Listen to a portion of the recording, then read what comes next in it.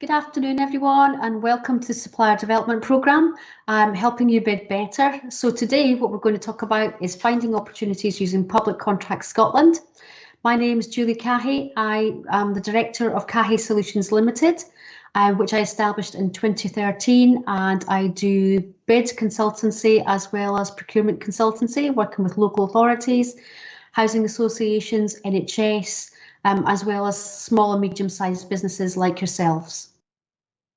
So today what we're going to cover is we're going to look at what PCS actually is and how to set yourself up, as well as then go on to look at how to find the opportunities on the website.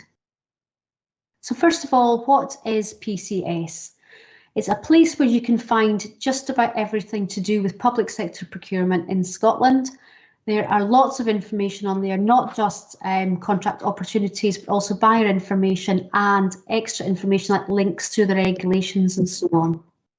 So why would you want to register on Public Contracts Scotland? Well, lots of reasons why you would. The main one being that you'll see contract notices from all the public sector buyers in Scotland, all in one place. Not only that, the first tier contractors, if they're looking for subcontractors, they will also use Public Contracts Scotland to do that. So it's a great one-stop shop for all the notices for public sector in Scotland. Not only that, you will also get access to quick quotes, and we're going to cover what they are later on.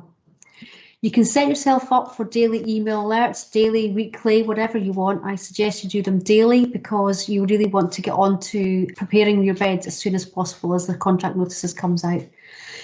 Then you'll also see contract award notices. Now, although the boat has sailed there and you've already passed the date, they do give lots of good information. So you can see the number of bidders, the prices, who the winning bidder was, and their details. So you could then contact them if you like to offer yourself as a subcontractor. You can also see buyers' contact details. And we'll look at that later on as well this afternoon. And also just to remind you that PCS is free to use, there is no fee at all. However, you do get an annual reminder to renew your membership, but there is no cost to that, so don't be put off when you get that email. And if you don't renew your membership, you will stop getting the email alerts and you won't get any quick quotes, so do remember to do that. And there's the website there, www.publiccontractsscotland.gov.uk. So let's look at how you register. Now, typically on PCS, there's more than one way to do it. So in this case, you can see that big blue arrow pointing to the link there. So if you click on that link, it'll take you through to register. Same on the top right there, just below contact us, you'll see register and log in. You can click there as well. It doesn't matter which one, it takes you to exactly the same place. Once you click on that link, you'll be able to see whether you want to register as a supplier, as a buyer, or as a main contractor to do subcontracting. Now, in your case, I presume mostly it will be to register as a supplier, so you would click on that button, and that takes you to form to fill out. The form is just very basic information. I'm sure you'll have most of that to hand. You complete that, and then you submit that, and then you will be registered on Public Contracts Scotland. One of the first things I recommend you do is to complete your supplier finder profile. And to get to that, you see the first blue arrow at the top there, click on suppliers area, and then that scroll down to the bottom of the page to the bottom left-hand corner, and you'll find your supplier finder profile. And it's very important that you fill this out. When you first register, this will be set, it'll all be blank and it'll be set to unpublish, and you have to complete the details. You have to choose which geographical areas you want to supply. You have to choose 6 words, 6 keywords that the buyer would use to find you. And then you have a profile to fill in that tells them about your company. So you can put what you do, where you do it, any qualifications, accreditations you may have. And you can also put some name dropping in, if you've already got some contracts, whether it be public sector or private sector, and the sort of work that you do. You've got quite a lot of characters to use, so you can write quite a lot about your organisation. Keep it fairly punchy. This is what the buyer's going to see if they're looking for a supplier to do a quick quote with, or even just to check out different suppliers. That's what they'll look at first. So You can also upload your logo to there. Once you've finished, click publish, and that's you ready. You can be invited to quick quotes. So let's look for contracts and PCS. So what you do is you go to search notices, and you can see that at the top there that's highlighted in light blue. So once you click on search notices, you'll see there are lots of different filters down there on the left-hand side on the light grey. You can choose to use those, or you can leave them blank and click search notices down on the bottom left there in the dark blue. Or you can put in keywords. So if you're a solicitor, you might want to put lawyer. If you're an architect. If you're a cleaning company, cleaning. So you can play around. You're not going to do any harm. Put lots of information in there, and you can select these to narrow down, because as you can see, there are lots of contract notices. Once you've done that and you've seen something that you want to look at further, you can click on the right-hand side where the title of the contract is. If you click on that, that's a hyperlink, and that takes you into the details of the contract that you want to look at. Once you've clicked in there, you can see that there's an opportunity to record your interest. Now, this is if they are using PCS. If they're using PCS, there's that box there to tick, to click on for recording your interest. If they're using PCST, then in the notice itself, it will tell you it's PCST, and you'll have to register in there, which is a different site from PCS. So once you've clicked on there, you can record your interest. You can withdraw at any time as well, but this will allow you to then download all the documents and start your bid. If you're just really interested in subcontracting opportunities, maybe that's just where you're at and you feel you're not quite ready yet to go for contracts on your own, then you can click that bottom box there that says subcontract opportunities only. If you tick that, and you can use that in conjunction with any of the other boxes, so you might still want to use your keywords and just see subcontract, or you can just tick that on its own and then click search notices, and that will bring up all subcontracting opportunities. There's two ways that you can use PCS for subcontracting opportunities. One is to look at the award notices and find out who's won the contracts, and then you can contact them, because in there have their name, it usually has their address and their website, but it will also often have their email address and their phone number, so you can make contact right away. And you could be doing that contractor a big favour, because they may be looking for a subcontractor in your area. The other thing is you can look at the Tier 1 notices directly on PCS, as we've just talked about. Said there was more to it than just notices. You can also use it to find buyers. So if you can put Edinburgh, Glasgow, Inverness, whatever it is you want to put in there, or you might want to just look at housing associations or whatever, and then you click on the name of the organisation, it takes you to a lot of information about them, including contact details, current notices and past notices. Last thing we want to talk about is quick quotes. You'll hear these talked about quite a lot. These are used by buyers where they're low value requirements, and they'll use PCS to do this. And what they'll do is they will look on PCS to find suppliers, either ones they already know and they can search for them by name, or they can search for them by keywords or postcode. And doing so, they can bring up more suppliers that they may not already know about. And one of those will hopefully be you.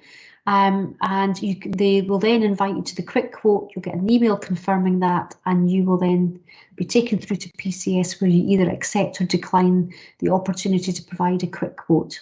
You won't be able to be invited. In fact, you won't even be visible to the buyer until you click publish on Supplier Finder. That's why that is so important. That's just a very quick overview of what quick quotes are and how to find opportunities in Public Contracts Scotland. Hope you found that useful, and thank you very much.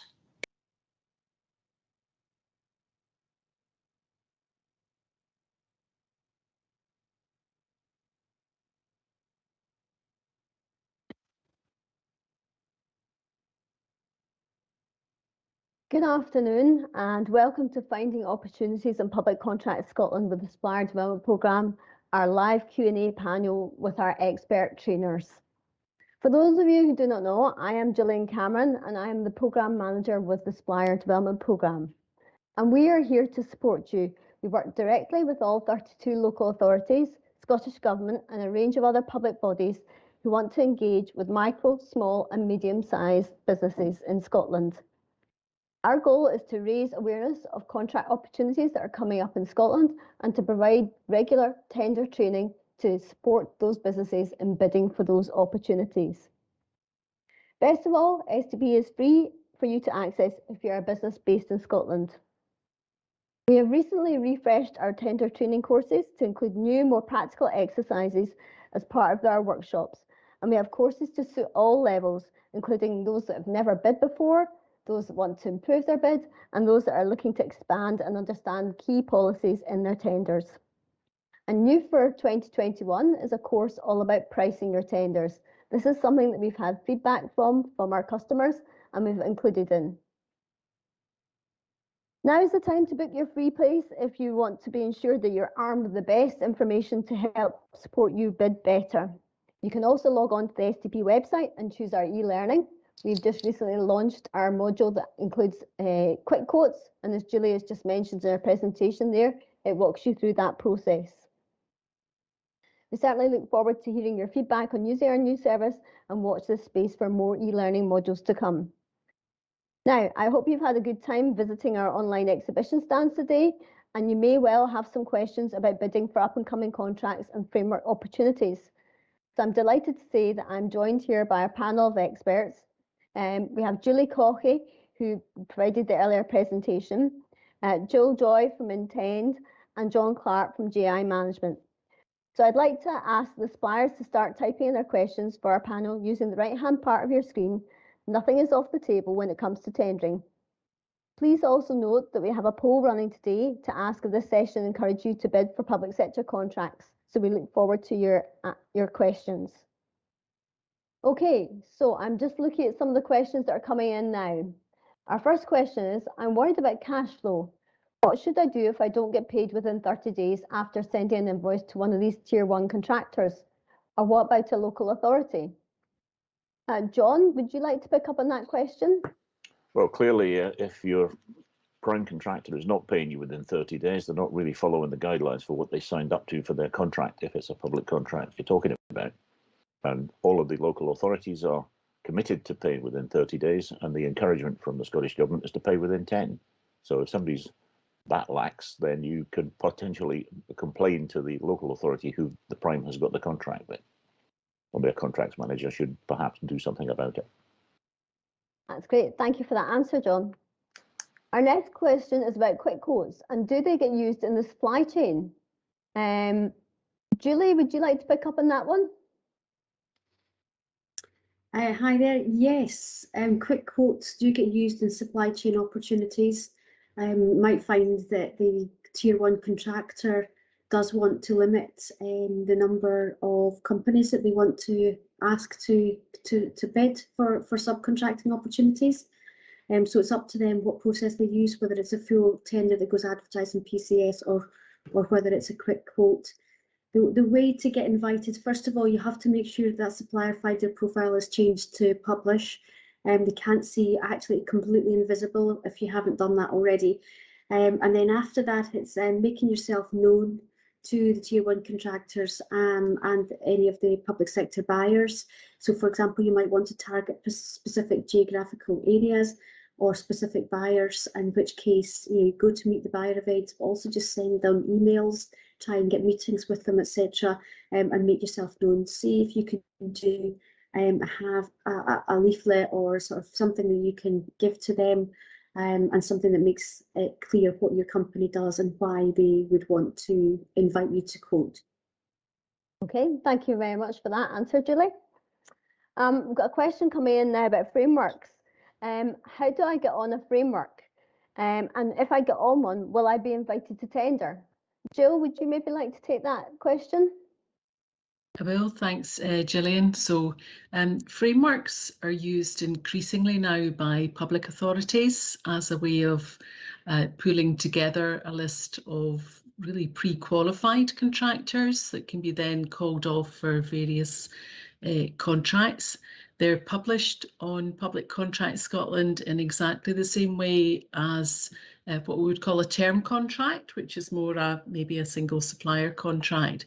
So as long as you're got all your keywords in correctly and you're checking your alerts, you'll come across the opportunities. The things to be aware of when you're applying for a framework is that you're applying for a place for potential work, and that's the critical issue. So it's not guaranteed, even if you get onto the framework, that you'll get the work. But I think the positive thing that we've seen so far for the types of frameworks coming along is that they're divided into geographical lots in general, and they're also divided into different types of services. So if you're a small business, and even we've got a client last week who's got onto a framework for prison service, but they're not a massive national provider, which is great news. But they've been able to pick off the areas that they can provide in the services. I'll just mention quickly as well dynamic purchasing systems, which is a different type of framework. And to some extent, that's even easier to get on. So that's more just putting in your background information. And again, it kind of gets you a place at the table. So yes, keep an eye on PCS. Some of them are filled in on PCS, quite a lot go on to PCS tender. And there's also non-Scottish opportunities, lots of UK-wide opportunities as well. Yes, and of course the forward plan section on Public Contract Scotland, you can see all the different framework contracts that are out there. So for Scottish Government, for Scotland Excel, for NHS and the Centres of Procurement Expertise. In addition, Glasgow City Region Citydale have created a pipeline of framework opportunities, so you can see which ones are going to be used on those projects. So there is a lot of information out there that can be really helpful for suppliers who are interested in getting on a framework. Okay, we've got another question coming in about Public Contract Scotland. How do I set up my PCS profile to only show jobs relevant to the manufacturing and supply of precast concrete products? John, would you like to take that one? Well, it's easily done, but you have to go to your alert profile and search on the categories. If you go in and search for concrete, it will give you all of the common procurement vocabulary codes related to concrete. And you just tick on those ones that are of interest and put that in your alert profile, and you will get any contract that mentions that CPV code in your alerts on a daily basis. Okay, so a useful tip, John, thank you for that. Next question is, what advice would you give to a supplier who was unsuccessful in a tendering opportunity? And what feedback are they entitled to, and how could they use this? Julie, would you like to take that one? Yeah, it's a really good question, actually, because you learn a lot from unsuccessful bids, so don't be too downhearted about it. The main thing is that you get good feedback. I always ask for details by question. So for every single question they asked, what was your score and how could it have been improved? And what was the reasons for the score and how could it have been improved? And I think as long as you say that you're getting this because you want to be able to improve future bids, then there's absolutely no reason why they shouldn't provide that. And then what I would do is just keep a note of all those lessons learned. And if you've got a tender library with some content in it, you can go in and update that library with additional information. If they said that something was missing and you didn't mention this or you didn't go into enough detail on that, then you could beef these areas up so your tender the next time is going to be better. Mm-hmm. That's great. Thank you very much for that, Julie. I've got another question coming in here about the difference between Public Contract Scotland and the PCS tender portal and whether you have to register on both. Joe, would you like to take that one? I will, thank you. Public Contract Scotland, PCS, is the main portal for advertising the opportunities. When it was first set up originally, it both advertised and offered a postbox space for you to submit your documents. PCS tender has come along originally for larger contracts, so I would advise most bidders now to actually get your registration set up for that. You don't need to search on PCS tender to find the opportunities, but when you see something in PCS, there's quite a clear blue banner at the top of the notices diverting you onto PCS tender. I have actually come across at least one local authority who ask contractors to have their profile completed on PCS tender, because they're starting to use that now as a way to actually maybe look for contractors in the market and so on. So the PCS tender registration is a little bit more complex than PCS, but it doesn't actually take that long just to fill in your basic information. So again, even if you're not bidding for anything as part of your prep, you can get on and get registered for that. That's great, good advice. And I believe there's a single sign-on between the two, that you can pair your sign-on details between the two portals, is that correct? Yeah. Exactly, yeah. So you log in, when you log into PCS, there's an automatic link once you've set it up, and it just takes you straight through. The other quick thing to mention is to watch how many registrations you have if you're a slightly bigger company, because that's very confusing for the buyers. Both on PCS, PCS tender, I think both offer the facility to add in additional users on the same registration. So it's worth to consider that, I think, as well. Okay. I have a question here from an organisation who's asking about 2 years accounts and haven't been trading for 2 years. How do they get around that? John, would you like to take that one? Well, it's down to the buyer in real terms, but they will potentially accept things like personal guarantees and parent company guarantees if that's applicable. But the whole thing in terms of procurement reform has been designed primarily to encourage new startups to be in participating. And of course, the experience you bring is not necessarily the experience you've had in just your trading. It's the experience you bring from previous employments, previous work, and working with larger companies. So there is always a way to provide a narrative that gives them the assurance that you're not a fly-by-night. Okay, thank you. This is a bit of an interesting question that's come in. It's asking if local authority buyers / procurement are encouraged or measured to use Public Contract Scotland to find new suppliers. Julie, you've had a good history and background in the public sector procurement. What's your thoughts on that? It's definitely encouraged. In fact, it's more than encouraged to use PCS for the Reform Act that came out in 2014. Actually says that it's obligatory to use PCS, but that is for contracts that are above 50,000 for goods and services and 2 million for work. So all contract notices have to go there, and that is actually the law. For below that level, where there is non-regulated procurement, there isn't anything compelling them to use it. But I would say in most cases they do use it because it's actually a really good portal anyway. And in terms of using it to find new suppliers, they will use a variety of ways. There'll be sort of word of mouth. They might talk to other local authorities to find out who they use, as well as going to PCS and our faithful friend Google as well, and just finding out about other suppliers as well. So there will be lots of ways of doing it, but PCS is one of them. Yeah, and I can just remind that as part of the service the Supplier Development Programme offers, when you register with us, you can fill out your supplier profile there and publish that. And that's information that the buyers and member organisations, all 32 local authorities, can access through the SDP website. So again, it's a free marketing tool for yourselves to make sure that your profile's on there and you're up to date if they're looking for particular contractors in certain markets. So it's very useful to have. We've got a question here that's more about post-contract award, asking if I win a contract, is there any help available to ensure that I can successfully deliver my contract? I know it's something that we've recently developed as part of our programme, is to have a course on contract management. Is there any top tips around that, Jill, that you can maybe offer about post-award? Yes, definitely, but I do agree it's a problem on both sides, I think we've seen. So there are some buyers who are very bad at contract management, but suppliers, if it's the first contract you've taken on, particularly in the public sector, I think that the big deal is communication. So the buyers all they want to know is that things are going well. You might be subject to quite formal key performance indicators in terms of delivery times, meeting customer satisfaction targets.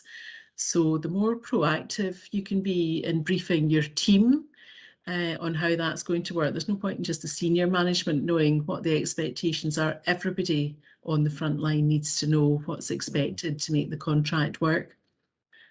We've encouraged companies that we've worked with to set up briefing sessions, to bring in some of their supply chain, for example, to do like a show and tell, you know, what's the new sustainability, just to try and keep the relationship going. The buyers can be very busy, so some people complain that they don't hear very much, even though they're asked for a lot of reports, but I would absolutely make sure that you get these all submitted as you've proposed in your submission as well. Okay. John, do you have anything you want to add to that? Well, I think it's all about developing a relationship with your new customer, and really, whilst the specification can be relatively well defined, it's a matter of getting in touch with them, talking to them, and seeing what they actually mean by the things that are in the specification, what looks good from their point of view, what does good service look like, and then sort out how you can deliver that, including your supply chain. Okay, thank you for that. Next question is about subcontracting opportunities, saying they've never actually bid for one. Are there any tips or insight you can offer about delivering this type of contract? Julie, would you be able to answer that one? Yeah, sure. I mean, I've recently had experience of this myself with a client of mine who took on subcontractors to do some work, and actually there is quite a wee bit of difference, because you are, you know, one stage removed from the buyer, so it can be quite different. I would say from a subcontracting point of view, you still are just, you've got that responsibility to uphold the reputation of the main contractor and the buyer. So the main thing for me is that you are carrying out the service or delivering the goods to the quality that is expected in the main contract. So you might want to, for example, if you haven't seen it already, actually ask for a copy of the contract so you can see what was in there in terms of specification and expectations and so on. But as John said, the key thing is always communications. You know, ask for a kick-off meeting with them, go through everything that's been expected of you and make sure that you understand what's expected. If you've got any concerns at all about anything being unrealistic, air those concerns. You know, it's better out in the open, and then you can discuss the way forward from there. I think that's a very valid point about having open channels of communication. It is a two-way street, and looking at how you can make improvements or add value to the services to be delivered. From our point of view, Supplier Development Programme, when we're delivering our training, it's very much about the outcomes. So we're keen to understand that the suppliers understand what our training is about, and that they have a benefit in bidding for the contract afterwards. So I think outcomes is hugely important, as you say, the reporting around that. Maybe going to touch a wee bit on community benefits. If you're new to tendering and you haven't had any thoughts about community benefits yet, where would you start? Jill, is that maybe something you could offer some advice on? Well, there's an STP training programme, so I can give you the plug already for that. It can be quite a complicated area, but in general, in the tender documents, you'll already see sometimes a shopping list of elements that the buyer's looking for.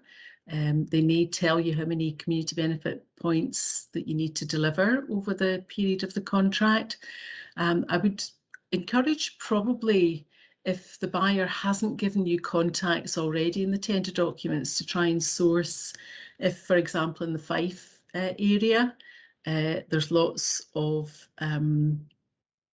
voluntary organisations, people who are kind of sitting there ready with relationships and community benefit services that they can offer you. So try and make your community benefit something that's linked into a local provider already as well. So that might be supporting an environmental project, helping with a community group, or obviously work experience. There's the whole employability area, but the more focused you can be rather than something very general, the more likely you are to score if it's a scoring question. Okay, thank you for that. Another topic area is net zero. And some of the sustainability and environmental questions, there's more of an inference now on how companies are going to reach net zero. Have you got any top tips on that, John? Well, the big top tip really is that there is lots and lots of help out there, even though it's a bit confusing at the moment. Net Zero Scotland have got a website, and there's lots of help on there, lots of guidance on how even small companies can actually make a difference to their own carbon footprint. And of course, don't forget, if you're reducing your carbon footprint, you're potentially also reducing your own costs, and that helps you make better profits in the long term. Okay, thank you. Julie, do you have anything to add to that? I mean, companies like Zero Waste Scotland and Resource Efficient Scotland, they also will provide you with help on sustainability. Great. And I know our course, which focuses on the different policies that are part of Scottish Government, also helps and gives you some top tips through that. So if you haven't already done so, it might be one to attend. As I say, we've recently refreshed our course materials, especially in areas such as fair work, where now it's gone from 5 criteria to 7 criteria. So it's important to be able to note all these different points that you can include in your tender. So, Jill, have you got a last top tip that you would like to offer suppliers who are thinking about getting into public sector tendering? I think probably my main tip is to be prepared for the different elements of information that you're going to require. So try and separate the kind of background information, which is fairly easy to put together, and then focus on more the methodology, the type of job that you think you can do. And remember, it's a competition. So it's all about how you're going to do a job that's going to be better for the client. And that takes a little bit of time to sit down with your team to put that together. Okay. John, do you have a top tip? I think one of the things I would say is that don't chase everything. Be careful what it is you're going to bid for. Pick your opportunities well. Pick the opportunities which are a good fit and where you meet all of the criteria like turnover and things of that nature. And so, you know, you eye all those things up and make a bid, no bid decision, which will stop you wasting time chasing stuff you won't win. Okay. And Julie, do you have a top tip here? I think John's has stole my one, actually. I'm just trying Sorry, Julie. Yeah, I mean, think about the customer. You know, it's very tempting in bids to think about yourself and your company. You know, and having been in the buyer's side, I can relate to situations where the supplier has just talked about themselves and what they've got to offer, and they've not actually asked what we want and what is of interest to the customer. So the more you can find out about the client, what their pain points are, what their problems are, and then you can then figure out how to help them, then that will make your bid much better and resonate with the buyer. Okay. I think if I could just add, Gillian, yes. quickly too, there's sometimes an assumption from quite small businesses that you don't stand a chance against the bigger companies. And that really, just based on what Julie and John have said, it just doesn't work. You know, if you have the value, if you've got the service that the client wants, then there really is no reason why you shouldn't be winning contracts versus some of the larger teams. Yeah, I think what Julie said, you know, there's a wealth of information out there. Public Contract Scotland would certainly be my go-to place to go and get information to find out. But also they're all required to publish their contract reports. So again, that's a welcome source of information. In there you will see about how they plan to buy and what their forward plan is and what their policies are as well. And I think that's a really useful document to be able to do that. You know, we can maybe spend a little bit of time talking about planning here. Well, I think perhaps it's important for people to realise that of the 5 million businesses in the UK, 95% employ less than 10 people. So lots and lots of the contracts that are out there are being won by small companies. And in fact, the Supplier Development Programme training, the 3 companies represented here, probably employ less than 20 people in total. We're all on that framework. So we all want contracts in that way. And that's a very valid point because you all had to bid to get on our framework. Absolutely. So that's why you're our expert panel of trainers. There's a lot of questions just come in here about subcontract opportunities. Why, when I search for subcontract opportunities in PCS, is there only a handful of results?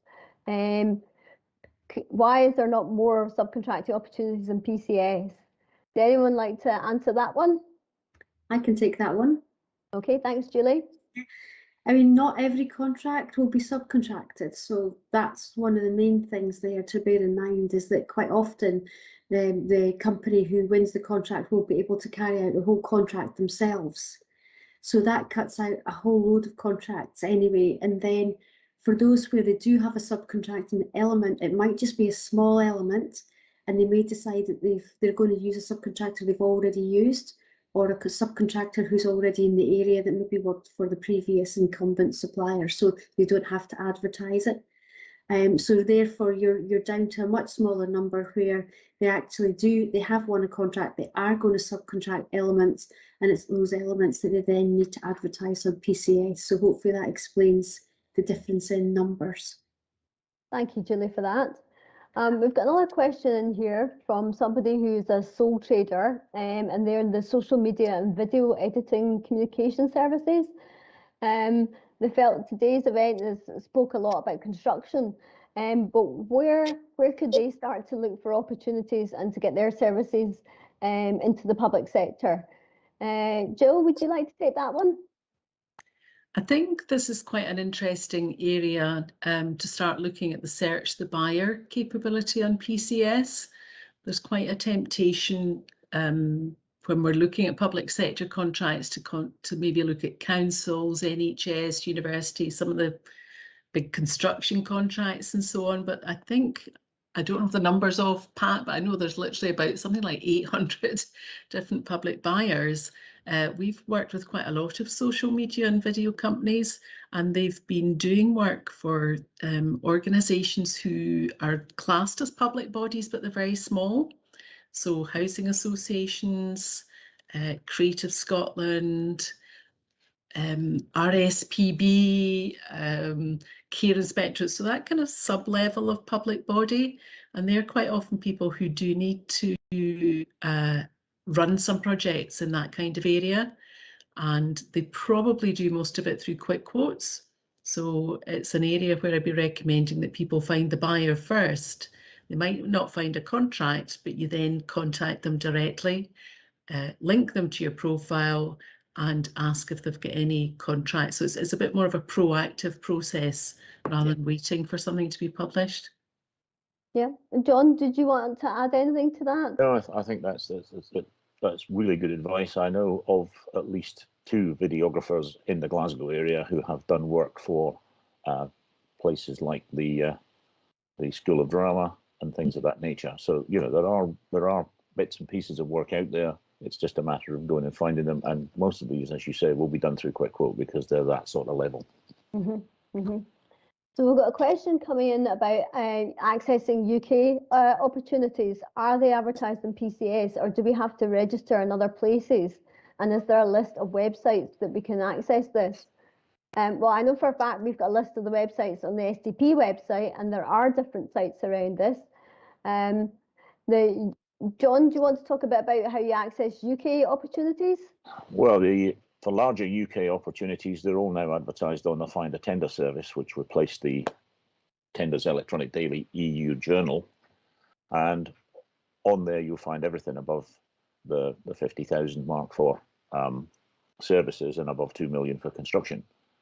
And that, once you've found contracts on there, will redirect you to the portal through which any of those contracts are being managed. Unfortunately, there are quite a number of portals covering the England area, because there's York tenders for York, there's the Chest for the Northwest and Liverpool, there's the Devon and Cornwall one. But if you're looking to do business in Wales, they have a similar situation to PCS called Sale to Wales. And there's also Tenders Northern Ireland, which is, again, a unified portal which gives you access to tenders not only in Northern Ireland but in the Republic as well.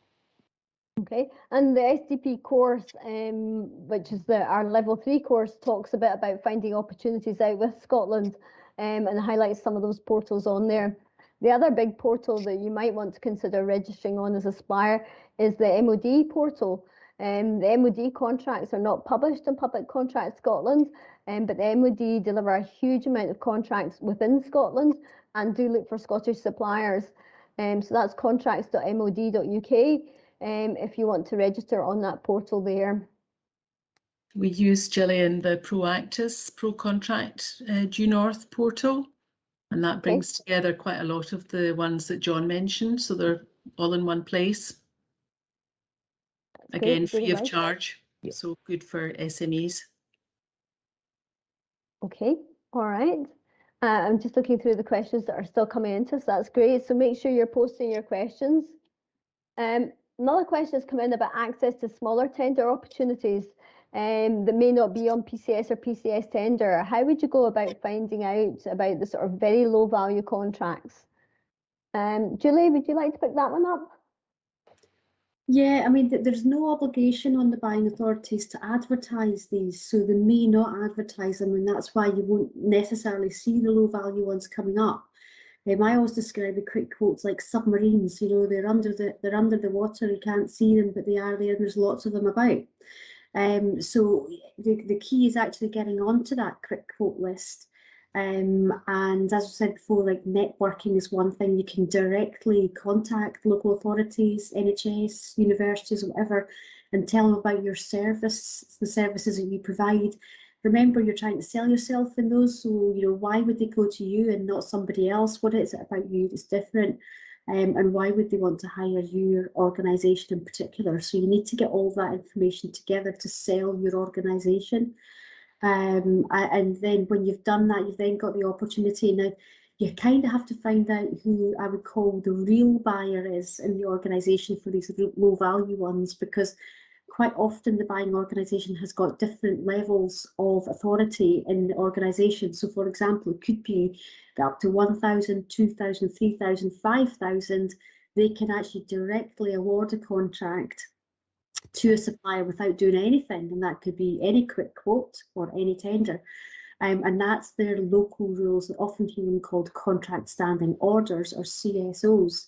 So if that's the case, then you really want to find out who these people are that would hire your services. So for example, the person who was a videographer or whatever would probably want to get in touch with the comms or the PR team in the organisation and make themselves known to them, and they could possibly even just get a purchase order for that sort of level of service without even doing a quick quote. So how you do that, you would probably go through procurement in the first instance. And ask, you know, who is it in your organisation that does, you know, property services, waste services, whatever it is you think that they might be interested in, and find out who the person is and make contact directly with them, because it's not always procurement. Procurement tend to get involved in the high value ones, but not the low value ones. Okay, that's really good advice. How about we spend a bit of time talking about the biggest mistakes in tenders? Where do people lose points? Jill, maybe this is something you could start off this discussion. I think, having reviewed quite a lot of tenders from all sizes and shapes of organisations, the biggest deal for us really is the not answering the question and not making your question relevant to the buyer. Things that are quite generic answers, so quite adequate in themselves, but the buyer reads it and says, I don't see myself here, or, you know, they don't know anything about this actual contract. So, you know, you might get your 3 out of 5, but you'll certainly not get your 4 out of 5 scoring on that. And I think that's a little bit lazy in a sense, and it's quite often with companies that are routinely bidding every single week, and people just get a bit tired and using the same sort of format to answer. Okay, thanks, Jill. John, would you like to add anything to that? Well, I think it was covered slightly earlier on, talking about what you want to sell rather than what the buyer has said they want to buy. And again, you know, keep making it, as Jill says, relevant to them and how your solution is going to fit what the problem is that was outlined in their specification. Okay. Julie, do you have a point where you've seen a lot of suppliers making mistakes, things that they haven't done? Yeah, I think it's hard for some companies to put enough detail in. You know, if if asked a question about, say, their methodology, it's almost like being a bit tongue-tied about it and just not being able to describe it well enough and in enough detail. So I think to write down when you're trying to write these, write it beside you, just so what. Right, so the so what question is, why are you telling them something? What does it matter to them? And also, you can also write down the questions, what, why, how, who, when, and these will help tease out the detail behind something that you're trying to describe. Because I think my challenge as a bid writer often is teasing these things out of clients because they just don't flow naturally. And when I've seen reviewed tenders for them, that's quite often the case, is it's just not detailed enough. Yeah, I think one of the other common misconceptions that I've seen is that suppliers presume the buyer already know who they are and what they do. So they don't tend to actually put the full detail in the question because they think, well, they already know that because we already deliver those services and we already work with them. And I think it's a very valid point that they need to answer the question and make sure that you're fully describing the service that you're going to offer, as if you were talking to somebody that was brand new. And the other thing too is it may be repeated in different questions, but sometimes there's an evaluation panel for a tender. And so different people are reading different questions. So make sure that you're answering the question in line with that question and not saying, well, refer it to, well, I answered that in the previous question. I'm sure that's something that you've all seen as a common mistake. Yeah. Oh, absolutely. I mean, I've had somebody who answered the question about, explain how you will meet the timescales, etc., and cover this, that, and the other, and they said, yes, we can do that. Yeah, so it's very important for all you suppliers out there listening to our session today to make sure that you answer the question. And through our training courses, we offer not just the kind of theory around responding to tender, but also the practical answers. And we have some great war stories and stories around what good looks like and what bad looks like. So I do hope that if you're thinking about how you present yourself when you're going to the next tender, you do consider how you can utilise our services to do that. We've got a question just coming in the chat now, which is from somebody who says they've been out the public sector contract game and most of their contacts have now moved on. And this is very relevant considering we're in COVID times and we don't have the natural sort of networking to be able to go out and meet people face to face. Asking, how do we do this? Well, I think one of the key things is events like this today, which offer you an ideal opportunity to be able to meet up, albeit virtual or online, with a whole range of buyers and contractors and tier 1 contractors, and also to meet other like-minded suppliers that are on these portals. So use the networking hub to connect with people. Make sure you chat with the various exhibitors that are on there. STP has a whole range of events that are coming up and continue to deliver virtually at the moment in line with the guidelines. But they offer a great opportunity for you to connect and network with the buyers that are out there. One of the things we've done, Gillian, is to use PCS, so just going back to Julie's demo. Yep. So when you're searching for contracts, maybe they've been awarded in the past, there's also a contracts register search, and very commonly, going back maybe to the person that was asking about social media and video presentation, you can do a search, find the contracts that have been awarded, and in many cases, particularly in the contracts register, you'll get a named person and an email with the buyer. And we always recommend that people use that. If it's not an open tender, they're quite within their rights to get in touch with those named contacts. At least they know that they're associated with a certain type of contract already. So do a bit of market research. That's a great top tip, Jill. Yes, to use that information to do that.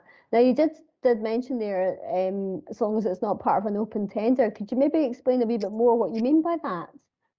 Yeah, so once a tender's published and underway, you're not allowed, even if you do have your contacts all lined up, you're not allowed to make contact directly with anyone in the buying organisation, I would recommend, because that leaves you open really to being non-compliant with your tender. So just generally good practice, but as soon as you're in a situation where the tender's not been published, and you're doing general market research, there's absolutely no problem to be in touch directly with people. That's great. Thank you for that, Jill. We've got a question just come in about TUPE. Julie, would you maybe be able to explain what is TUPE and how that might affect somebody? Right, so TUPE applies when there's already an existing supplier that's carrying out the work, and it's transfer of undertakings for the protection of employees. So this is something to look out for if you're new to public sector buying and you're potentially going to win a contract which has already been carried out by another supplier. You really need to know if TUPE applies, and if it does apply, what's that going to mean for you? Because quite often there will be employees who are transferred over to your organisation, so you then have to employ them, and they will still be carrying out the work. The whole point is that if their company loses that contract, they're not going to be unemployed, that they would transfer along with the contract. And one of the things that I've seen that is really very much a stumbling point with this is to watch out for overinflated TUPE information coming through from incumbent, which then means that you put in a price that's high and you lose out on the basis of price. So it's difficult because you can't ignore it, because if you do then end up taking on these employees, you do have to take them on and you have to pay them. But at the same time, if you think the numbers are high, then you can always ask back about that, push back on it a little bit and just say, are you sure? Because on my calculations, I need 3 people, but you've got 5 people listed there. But it can be a tricky area, so it's one to watch out for, and certainly to try and look at that early on in the tendering process. Okay, thank you very much for that, Julie.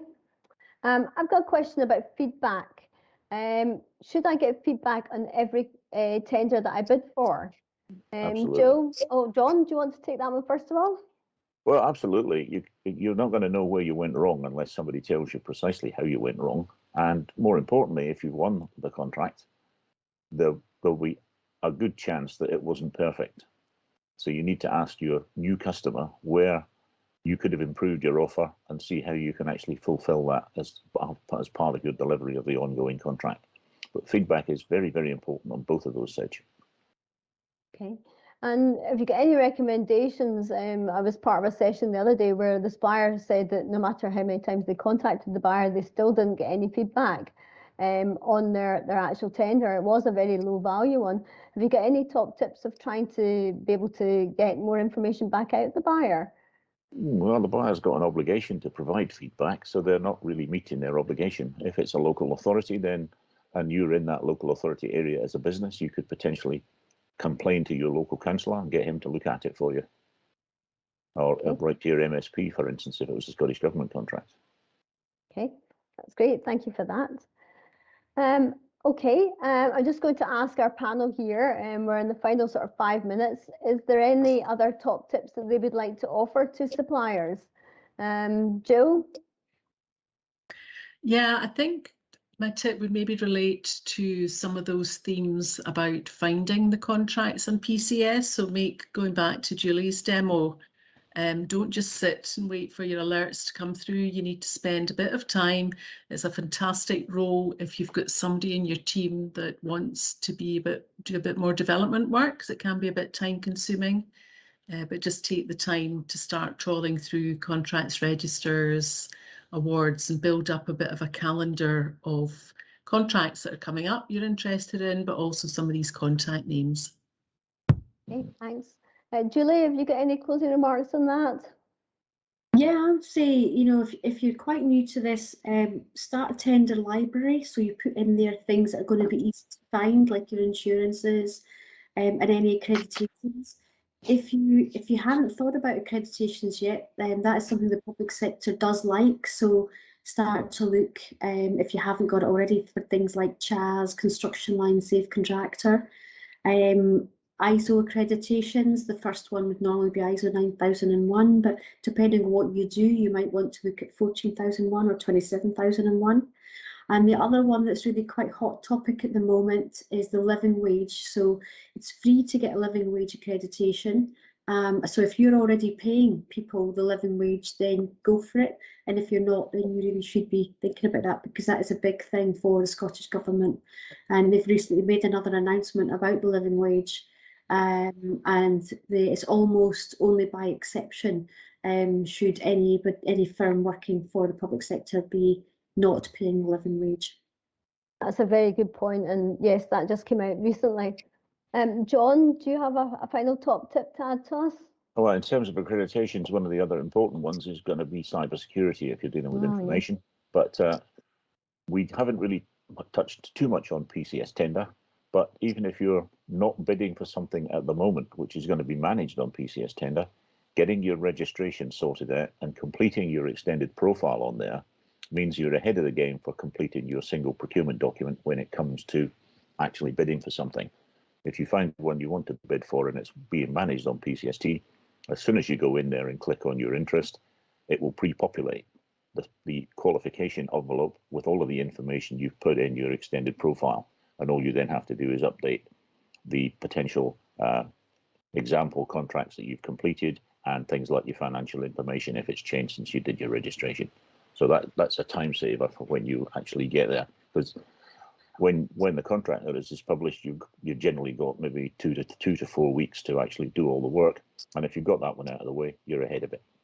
That's a great top tip, John. And obviously being able to store that information, have it ready and have your tender library is all very useful information. And of course, through STP, we give you lots of hints and tips on how to do all that through our various courses.